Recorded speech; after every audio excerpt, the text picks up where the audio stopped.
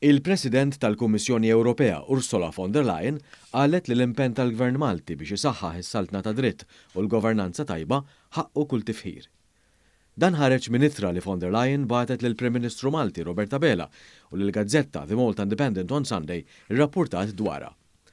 Fl-ittra tagħha ta' ftit tal-jimilu, il-President tal-Kummissjoni Ewropea irrikonoxxiet li ħafna mill-konklużjonijiet u rakkomandazzjonijiet tal-inkjesta pubblika dwar il-qtil ta' Daphne Caruana Galizia ġew jew qed jiġu indirizzati.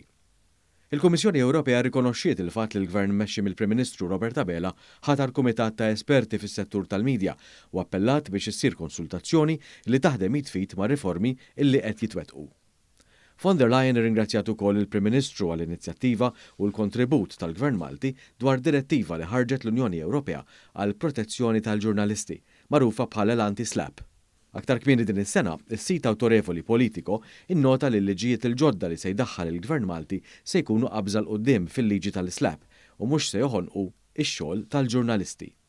Ursula von der Leyen temmet l-ittra tagħha billi sostniet li hija ħerqana li taħdem mal-Gvern Malti permezz ta' dialogu li jimbotta l-qudiem iżjed riformi.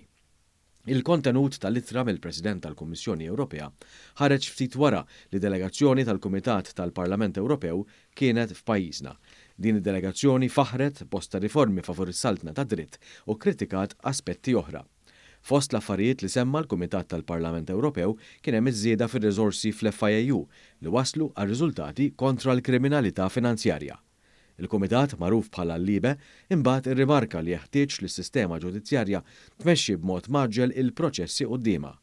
Apparti minn hekk, rapport tal-Grupp ta' Stati kontra l-Korruzzjoni magħruf bħala l-Greco wera li Malta wettqet jew qed twettaq iżjed minn nofs ir-rakkomandazzjonijiet ta' din l-istituzzjoni fih dan il-Kunsill tal-Ewropa. Ir-rapport tal-Greco nnota anki r-riformi fil-Korp tal-Pulizija bħala parti mill-istrateġija ta' trasformazzjoni.